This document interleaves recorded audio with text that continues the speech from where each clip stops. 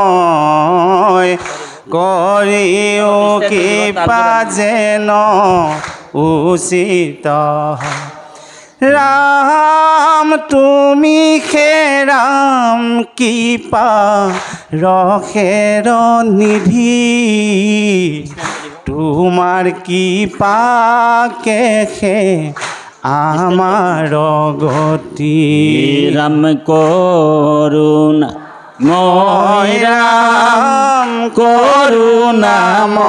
করুণাময় করিও উচিত হয় রাম রাম সহজে তুমি রাম কৃষ্ণ। করুণা সিন্ধু তোমাৰ কৃপা বিনে নাহি কে বন্ধু ৰাম কৰুণাময় ৰাম কৰুণাময় কৰিও কৃপা যেন উচিত হয় এ ৰাম তোমাৰ কৃপা কেহে কৰিছো আশ অৰুণ পদ তলে দিও কবাস ৰাম কৰুণাময় ৰাম কৰুণাময় কৰিও কৃপা যেন উচিত হয় এ ৰাম তোমাৰ কৃপা কেহে কৰিছো আশ অৰুণ পদ তলে দিও কবাস রাম রাম করুণাময় রাম করুণাময় করিও কৃপা যেন উচিত হয় রাম রাম সহজে তুমি রাম করুণা সিন্ধু তোমাৰ কৃপা বিনে নাহি কে বন্ধু ৰাম কৰুণাময় ৰাম কৰুণাময় কৰিও কৃপা যেন উচিত হয় এ ৰাম তোমাৰ কৃপা লেখে আমাৰ গতি কহয় মাধৱ মূৰুখমতি ৰাম কৰুণাময় ৰাম কৰুণাময় কৰিও কৃপা যেন উচিত হয় এ ৰাম তোমাৰ কৃপা লেখে আমাৰ গতি কহয় মাধৱ মূৰুখমতি রাম করুণাময় রাম করুণাময় করিও কৃপা যেন উচিত হয় রাম করুণাময় রাম করুণাময় করিও কৃপা যেন উচিত হয় করুণাময় রাম করুণাময় করিও কৃপা যেন উচিত হয় রাম তুমি হে রাম কৃপা রখর নিধি তোমার কৃপা বিনে নাহি কেহি রাম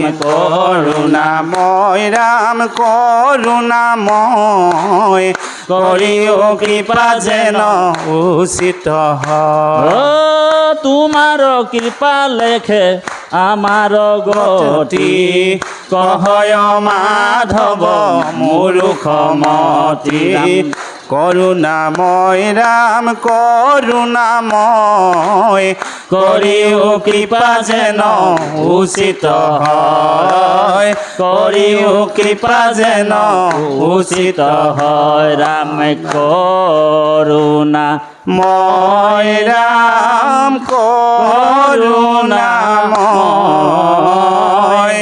করিও কৃপা যেন উচিত হয় কৃষ্ণ হে বাপাই সমস্ত সময়ৰ প্ৰতি লক্ষ্য ৰাখি বাপজনাই আজি যিহেতু অলপ সময় ল'ম বুলি কৈছে যি কি নহওক তেখেত বাপজনাই এটা কথা কৈছে যে আমি যদি ভগৱন্তৰ একান্ত সেৱক হ'ব পাৰিছোঁ তেনেহ'লে আপুনি যি ইচ্ছা তাকেই কৰিব পাৰিব গতিকে বাপজনাৰ পৰা আজ্ঞা লৈ এটা কথা ক'বলৈ দিয়াৰ কাৰণে ক'ব আগবাঢ়িছোঁ গতিকে আমি ৰাতিপুৱাও কীৰ্তন গাইছোঁ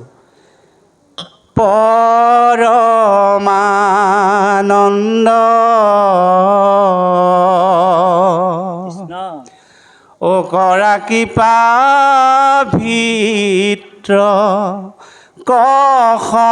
সম্প্ৰতি ৰাম তুমি বিনা নাহি আন গতি পৰমানন্দ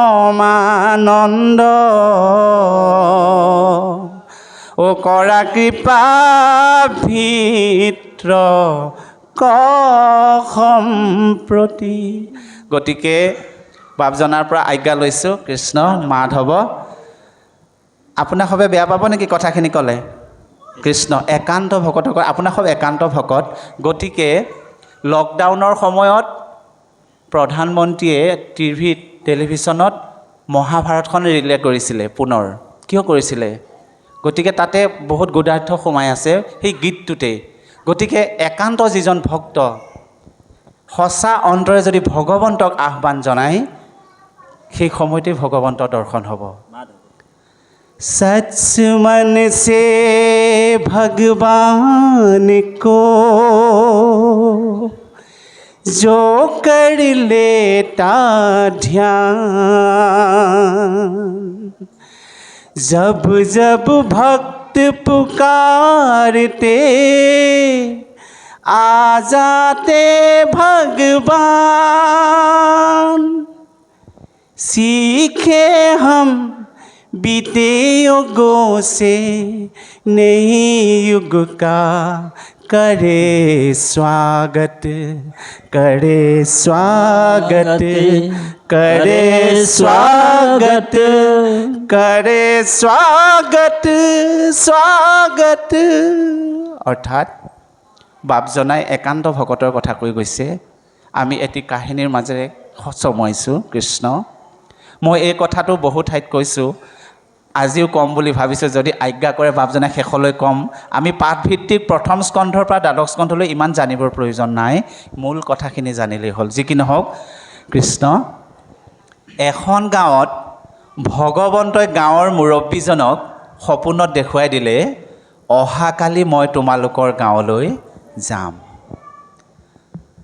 ৰাতিপুৱাই সেই গাঁৱৰ মুৰব্বীজনে গাঁৱত জাননী দি দিলে যে আজি আমাৰ গাঁৱলৈ ভগৱন্ত আহিব সকলোৱে বাট পদূলি চাফ চিকুণ কৰি ধূপ ধূনা লৈ ভগৱন্তক স্বাগতম জনাবলৈ সকলোৱে ৰৈ থকা হওক সকলোৱে সেই মুৰব্বীজনৰ কথা মান্যতা কৰি সকলোৱে বাট পদূলি চাফ চিকুণ কৰি ভগৱন্ত আহিবলৈ অপেক্ষা কৰি ধূপ ধূনা লৈ ৰখি আছে এই প্ৰাসংগিক কাৰণে কথাখিনি কৈছোঁ বহু সময় হ'ল ভগৱন্ত অহা নাই সকলোৱে বাট চাই আছে সেই অঞ্চলতে এজন পাগল আছিলে নাম হ'ল যদু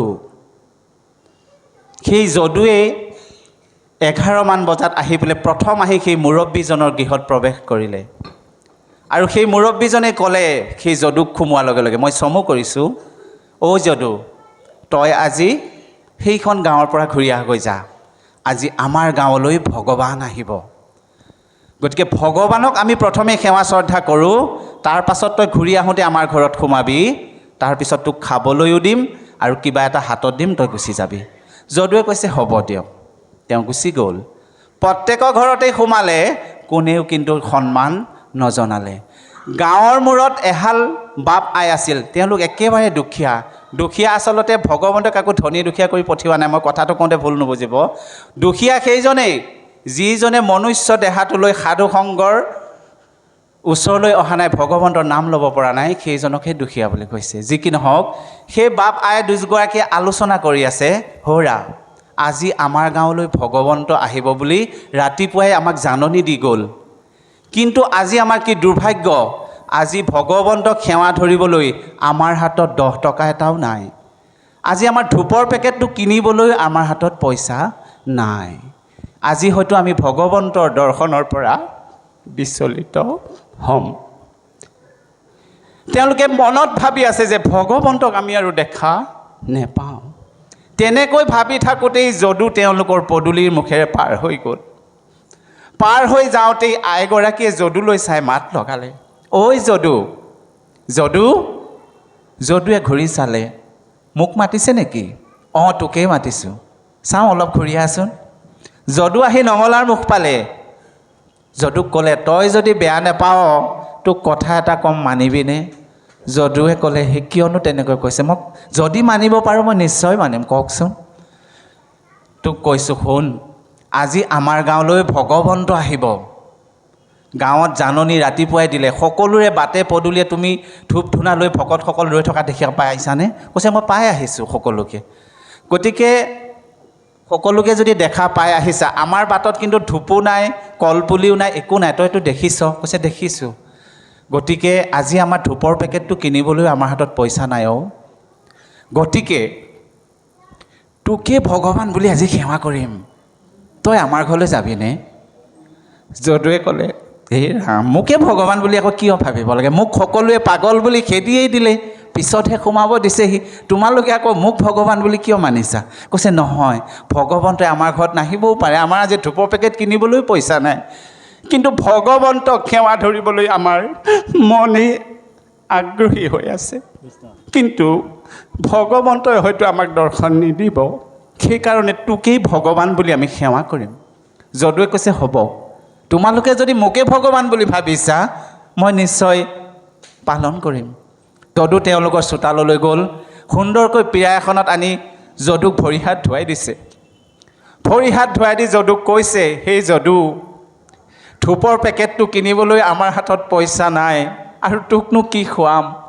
তোক এগিলাচ পানীকে আনি দিওঁ, তই সেই পানী গিলাচকে তৃপ্তিৰে যদি খাৱ, সেয়াই আমাৰ ভগৱানক ভোগ দিয়া হ'ব।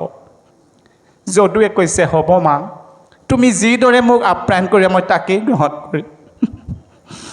পিছত আইগৰাকীয়ে যদুৰ চৰণ ধুৱালে, বাপজনেও ধুৱালে আৰু পানীগিলাচ আনি আনি যদুক ভক্তিভাৱেৰে গ্ৰহণ কৰিবলৈ দিলে। আৰু যদুৱে সেই পানীগিলাচ ভক্তিৰে গ্ৰহণ কৰিলে আৰু দুয়োজনাই তেখেতৰ চৰণত ধৰি সেৱা ধৰিলে, হে প্ৰভু, তোমাৰ দৰ্শন আমি আজি বঞ্চিত হ'লোঁ, এই যদুকেই আজি তোমাক বুলি ভাবি সেৱা ধৰিছোঁ, প্ৰভু তুমি কৃপা কৰিবা। যদুক সেৱা ধৰাৰ লগে লগেই যদু চতুৰ্ভুজ ৰূপ লৈ ল'লে। মাধৱ মাধৱ ভকতৰ পুৰু মনোৰথ। গতিকে আপোনাসৱে সদায় কীৰ্তনত গাই আমি কোনো মানুহক ড্ৰেছ পোছাকত লৈ কমেণ্ট নকৰিব, সকলোকে ভগৱন্ত বুলি ভাবিব। ঈশস্বৰূপে হৰি সবঘতে বৈঠ ৰাম মুহুৰ সেৱাৰ যোগ্য গোবিন্দ মনুষ্য শৰীৰ, তাকেহে বোলয় গৃহ জানা মহাবীৰ। কৃষ্ণ নকৰৈ ভকতি মন তুষ্ট নাই যাৰ, তাকে বুলি দৰিদ্ৰ অধম কুলাংগাৰ। ৰাম মুক অবেহেলি কৰৈ বিষয় তৰতি, তাৰে নাম দুখী সখী জানিবা সম্প্ৰতি। যাৰ মনটোত সদায় অভাৱ, হয়নে? যাৰ মনত সদায় অভাৱ, আজি সেইটো নাই কালি সেইটো নাই, তেওঁৰ নিচিনা দৰিদ্ৰ এই পৃথিৱীত নাই, লাগিলে সি কড়োৰপতিয়ে হওক। ঔ হৰি ঔ ৰাম। যাৰ মনত সদায় তুষ্ট, সেইজনে আটাইতকৈ ধনী বুলি কোৱা হৈছে। গতিকে এই কথাটোকে কৈছে ভগৱন্ত কৃষ্ণই, ই ৰাম সাধু সং এ বিষয়ত আতি আহকতি নাই যাৰ সাধু সংলয়া কৰে আমাক বিচাৰ